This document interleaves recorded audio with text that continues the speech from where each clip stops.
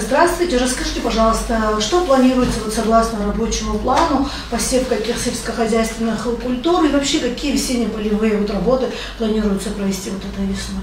У нас уже работы идут, у нас порядка 150 гектаров в районе уже вспахан. Это силами МТС и уже силами тех ребят, у кого там есть своя собственная техника. У нас, конечно, в районе проблема с техникой есть, но мы как-то справляемся. У нас в районе есть МТС, у которого наличие 18 единиц тракторов, то есть это не считая К-700 и гусеничные. Но это, конечно, район не может охватить, к сожалению. Но мы стараемся, перебиваемся, как бы имеют частные трактора, и вот этим люди как бы пользуются, помогают друг другу. И надеемся, что будет лучше, и завтра, послезавтра государство тоже вроде обещает помочь с техникой. Я думаю, что, конечно, будет лучше в следующем году и в последующие годы, но пока так. А так, в принципе, в целом неплохо справляемся, вроде все идет по плану. 2800 гектаров мы имеем под кукурузу. Это сельскохозяйственные угодья, которые ежегодно люди обрабатывают и выращивают кукурузу.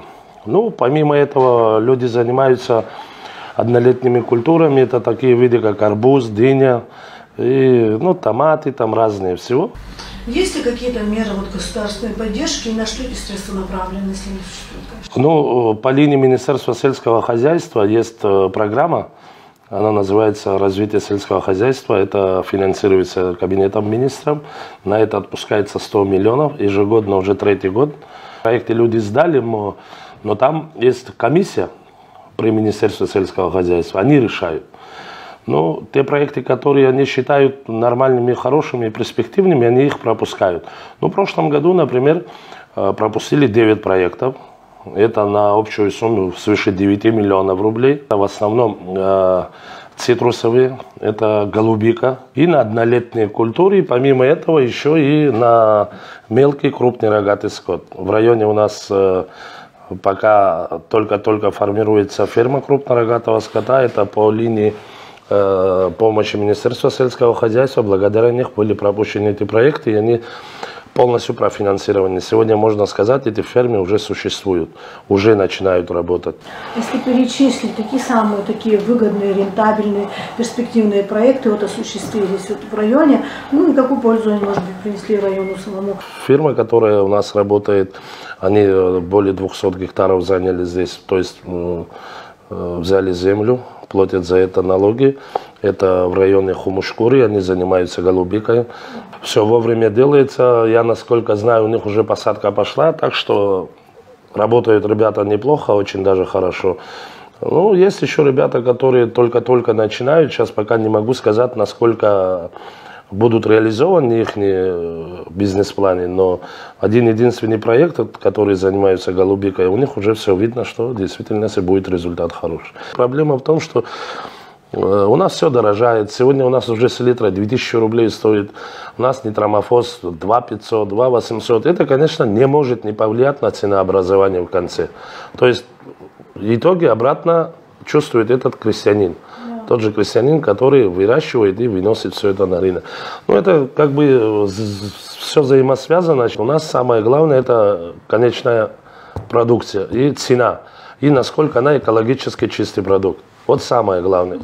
Все должны мы стараться и делать так, чтобы у нас был экологически чистый продукт.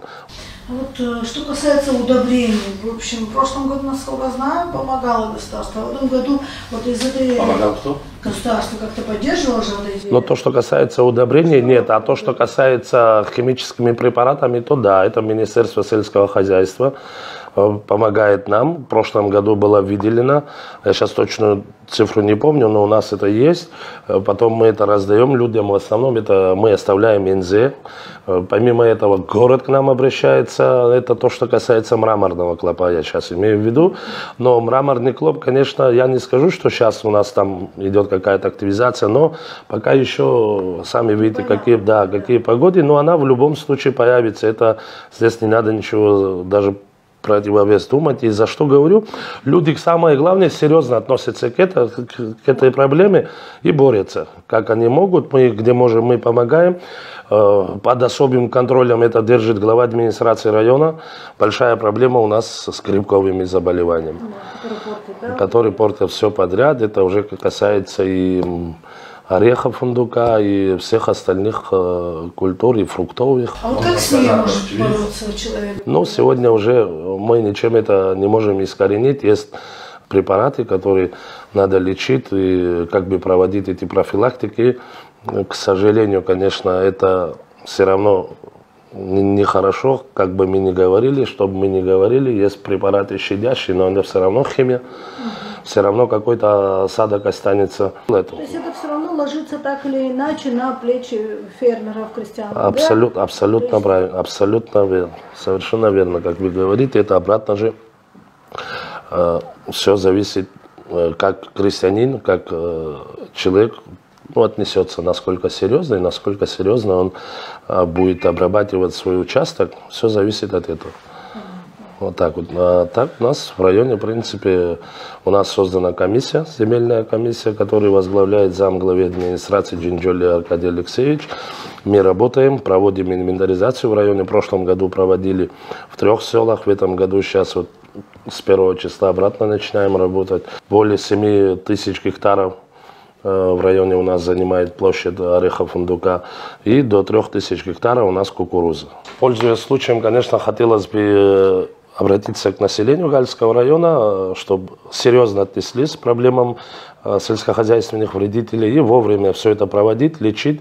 В любое время суток могут к нам звонить, приходить, обращаться. Мы всегда готовы принять любого человека, который придет к нам. Спасибо за интервью. Всего доброго.